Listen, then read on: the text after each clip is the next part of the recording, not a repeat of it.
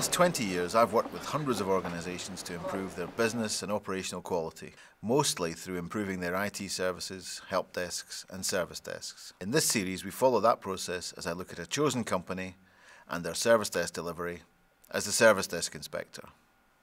Welcome to the ITSM TV Service Desk Inspector. I've come to Mirus IT in Milton Keynes, who are a growing IT services company, going through some growing pains, and I'm here to look at their service desk, but also their, I suppose, the whole business. People focus on just the service desk, but it's how the service desk links to the rest of the organisation.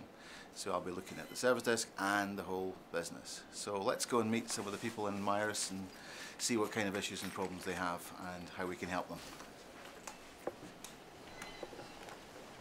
Morning, Barclay. Nice to meet you, Paul. Hi there. Do you want to come this way? Okay, thank you. Mirus IT is a growing managed services IT supplier in the Milton Keynes area. The founder and MD is Paul Tomlinson. They've grown organically and now plan to practically double their turnover in the next 2 years. How can they maintain quality and support their growth? So I'm with Paul Tomlinson, who's the MD and founder of Mirus. Tell us a little bit about the company. How did you get started? We started the business in 2002. The idea being that obviously we provide managed services to small to medium-sized businesses within Milton Keynes. Last year we grew by 47%, so yeah, it's definitely grown well. And I believe you have plans to keep growing? Yeah, we're hoping to grow the business to 15 million turnover over the course of the next 3 years, which basically doubles the size of the business. So there's a lot to do. A lot of challenges there. Yeah, growth is bringing a lot of challenges, particularly around providing quality service to our customers as we grow as an organisation, but it's things that we're investing a lot of time and money into to hopefully do that. To begin with, I need to meet the key people in the support organisation. This is Barclay Ray. Hi Barclay, nice to meet you. Catherine, our service desk manager.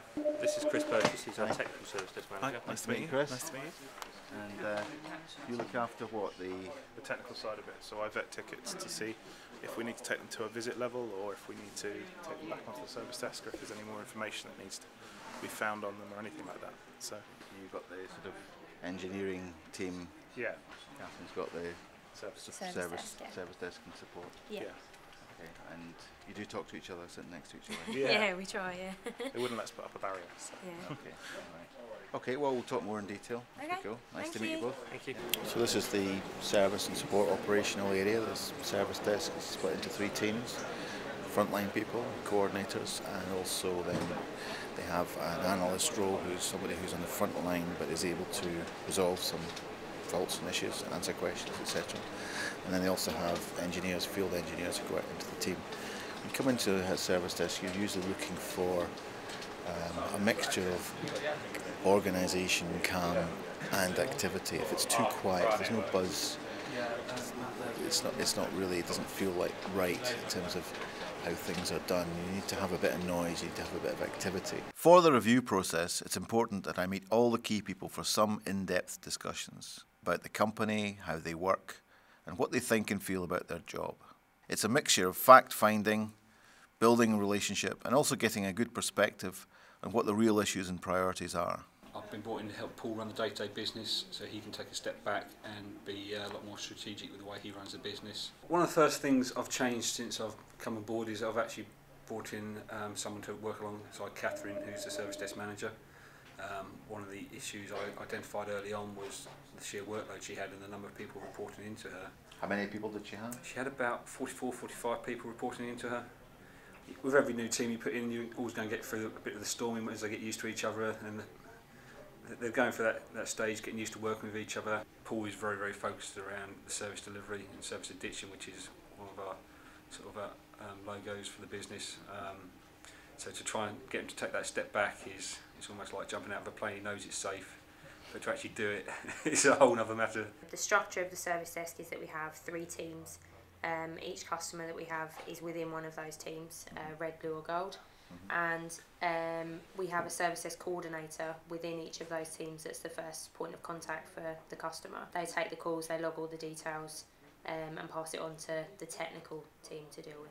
My benefit is that I have essentially grown up here. I've grown up knowing who the customers are and getting to know them, and I know the people that work here and everything like that. Paul's very hands-on and he likes to be very involved in everything that goes on. Ben is more laid back, and Ben likes you to go off and do it yourself, and if you need support to come back to him. I'd like to progress to be the service delivery manager, because it was something we had in the business previously, and I think it's somewhere I'd like to progress to. And with Chris Purchase, who's service desk technical manager? Technical service desk manager. Technical service desk manager, sorry. I've been brought in to look after the field service engineers. So my role primarily is to make sure that we're sending them to the correct kind of visits and make sure all the tickets are being vetted as it goes through, and seeing how much time needs to be allocated to each person, and just making sure we're not sending them on something that could be done in-house by one of the service desk engineers, really. The big challenge in my role is making sure that we're getting to the priority customers as quickly as possible, but not forgetting that we have non-priority customers that also need to be worked on as well. A big problem is having a multitude of skill sets, which is a good thing, but at the same time, if someone picks up the ticket and they don't understand it, they'll then escalate it to engineer visit, assuming that's what needs to happen, when in fact we could have someone on the floor who has that skill set that it could probably be resolved. It certainly seems a bit confusing that Chris and Catherine had more or less the same job title. That really needs to change, particularly for customers. Working well with Catherine, and and then the kind of split of the responsibilities. Yeah, as far as I'm concerned, yeah, we're doing really well. We've introduced an induction process that lasts for 4 weeks for the new candidate. That induction process takes them through all the elements of the business they need to be familiar with. We have 10 standard training days a year for external And do courses. people get 10 days a year? Most definitely. We need to work obviously very closely as a team. There's an awful lot of change that needs to happen in the business to get us where we want to be in the next couple of years. Do you think that there's mixed messages going out? I don't think there's mixed messages going out. I think we just probably need to be clearer in the messages that we're sending out across the organisation. What could possibly go wrong? What could possibly go wrong? How well placed are you to deal with, things that might happen? If you're not hitting your sales targets, yes. If you can't find the right people, do you have contingency built into that plan? No, we don't. No. I think where we have more failings is in when we're doing a project, initially taking on board who owns that project, who manages that project, who's the primary point of contact for that customer. Is it the salesperson? Is it the engineer that's doing the job? Is it one of the service desk, service desk coordinators? There's no defined process of who that person is. So from a customer's perspective, I could see that they might say, who do I contact to get an update? We're very different from where we were 18 months, 2 years ago. We've done much more structured, much more processed, much more looking at the business, trying to be proactive rather than reactive to things that are happening. As a kind of a senior management team, we're fairly young in terms of how that formation of that team. So the newest person's probably been with the business for 4 or 5 months. I think we've started having monthly management meetings, discussing every aspect of the business, not only your own different parts. So we're all contributing to our feelings for every department within the business. He's very much got huge passion for the business, wants to do the right job, and doesn't like, if he sees something that he doesn't think is right, he will express it. So he's got a constant challenge of trying of elevating himself to dealing with the business at a strategic level. One thing that they don't seem to have in this organisation though is that sense of project management transition, and I think that's one thing that they really need to really take the business forward is to be able to manage projects as projects. At the moment, it doesn't fit their commercial model. Their model is let's just deliver, and so I think there's going to be a need for some kind of transitional mode of operation, some kind of project management team, project management office, whatever you want to call it, to really help the transition, the release handover from the sales guys back here to the support guys over here. It's a real piece of consulting, this project. What challenges do you have that you think need to be resolved or discussed?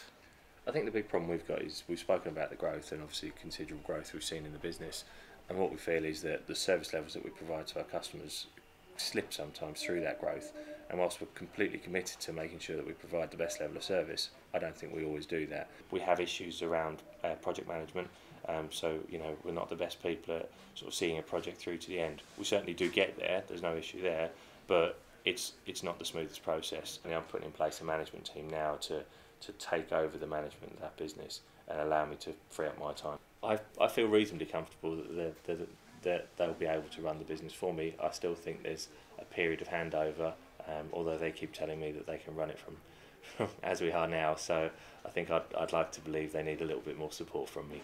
When did you last have a holiday? Probably 9 years ago. It is the way it is, and I think everyone who knows me knows that my laptop's with me and my phone's always at my sides. If I go into a swimming pool, I feel uncomfortable about leaving my phone in the locker. The issue, I think, is very much around how the organisation as a whole, the business as a whole, thinks about how it copes with growth, and that's the real challenge when you talk to all the individuals. The big challenge that they all mention is how much the managing director can stand back from the business. He's a passionate, driven, incredibly capable guy who's built this business out of nothing, but is still a bit hands-on, and they've all said that actually he's, compared to a couple of years ago, is much less hands-on. Put the process into place, put the people into place to take responsibility from him, but actually is he going to let them do it? Is he going to trust them enough to let them run the business? Once I've met everyone, sat in on the service desk and also reviewed lots of documentation that they've provided for me, I need to feed back my thoughts and findings about what the issues are and what they need to do. The review meeting is an opportunity to get things out in the open and agree collectively what is going to be done. Well, thanks very much for your time over the last couple of days and for asking us in and opening up about your organisation. What I've done is just put together a few slides based on the conversations that we've had, observations that I've done in the last day or so. At the meeting, I need to get over the key messages about the overall issues and showstoppers. In the context of what you're trying to do as a business, there's no big showstoppers as far as I'm concerned about the service desk. There aren't really any major showstoppers. Reporting and metrics which they need to look at. I try not to nest the cause under the issue type. The issue type should be about the impact. Yeah. Problem management is something they need to do. You can get really efficient at managing incidents and requests in a service desk. You can turn that into almost like a kind of industrial process. How many, we can take on more and more and more. But actually, the thing that changes, both in terms of the quality of your operation, the service back to your customers, the profitability of your services to your customers, is problem management. It's also one of the most difficult things to do because it requires quite a specialised set of skills. They need to improve the service desk first time fix rate. I think the first time fix focus is an interesting one for us to look at, because things, as an example yesterday, where a customer just wanted their password, admin password, because their supplier, their software supplier needed it quickly. You don't get sidetracked by the techies on that who say, oh no, that gives them access to the operating system or whatever. You just do it. They certainly need to change the titles for Chris and Catherine. And they need to do project management, which doesn't really happen at all. There probably needs to be a clear ownership structure around about who's managing the project and how it's managed and how you assess the risk, how you identify, just the resources required. It seems to just go out to engineers and they may be doing other things.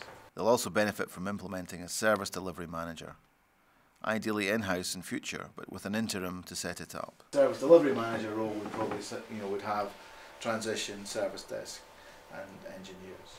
This will free up Ben to take work from Paul, and Paul to focus on growth and strategy. Right now, everyone is doing a bit of everything, and that can't continue if they are to grow. As an overview, I think it's a fantastic business. I think there's lots of great passion, lots of great quality, leadership, drive, all those kind of things. The growth is challenging, but it's achievable. But it also involves quite a lot of risk, and ultimately that the business as usual bit runs itself. So that's the kind of overview. Very positive really. We talked a lot about criticising things, but actually it's all looking in, I think, pretty good shape, just with a few tweaks. The big challenge is for the organisation to be allowed to be run by the management team. Paul needs to commit to taking a decent holiday. His team should also work with him to make him comfortable to leave the business. I'd like to say that you are going to commit to booking and taking a holiday by May this year. Okay. Yeah? Yeah. You got that? Because we'll play it back and back and back. Yeah. So what does everyone feel about that meeting? I think the meeting went well. You sort of hit the nail on the head with the challenge in that Paul does need to take a step back and actually be able to take a holiday. Some of the things we knew, but having an external person coming in and looking at the business and saying, you definitely need this, kind of forces it on you rather sooner maybe than we thought. We've got the right people probably doing the job, but the structure around it and the reporting that we need to enable them to do it better, because we don't have enough info at the moment to say where things going wrong, how we're improving it. The challenge is to enable all of us to do our jobs. He's got to sort of let go a bit. I'm the fortunate one because I do the stuff that he doesn't really understand. One of the things I want to look at is around the reporting, the sub-issues of how we log tickets, why we fail SLA, if we fail SLA on tickets, and getting some of that data out of it. I think that Paul's been trying to take a step back for a while, and I think now he's got a team underneath him that he's chosen himself who can start to trust, especially if we do bring on a service delivery manager. The biggest thing, we've just all come out of that meeting and spoke about Barclay, was the change of role name for Chris in particular on the service desk. Yes, technical service desk manager probably doesn't best reflect exactly what it is he does, or to our customers, so definitely we've just all gone, yep, let's do that. There are a lot of things there that I think, you know, we kind of knew but we hadn't done anything about, and you know, having the fresh set of eyes look at it, it's really made a difference, and you know, we've got lots of actions we've got to take. But I think there was things that we just obviously hadn't thought of. There's been so many great snippets that have come out of it that I think if we could just put 50% of them in place within the business, I think it'll make a massive difference. You going to book that holiday soon? Yeah, I'll book the holiday. I don't think I'll get away with not booking a holiday, will I? So they've had feedback and a few challenges set. It's time to leave for now and let them get on with delivering it. I'll send on a more detailed report with recommendations for them to work on. The question really is whether and to what extent they will act and create real actions to follow up on the recommendations. My thoughts are that they are keen to take action, and I'd expect Paul to drive this forward. I'd also like to see the management team really take the opportunity to step up and run the business, which I know is still Paul's nagging doubt that needs to be removed. In a month, we'll come back and I'll review progress and also talk to some customers to see what they think about the service. We'll see if Paul has booked that holiday.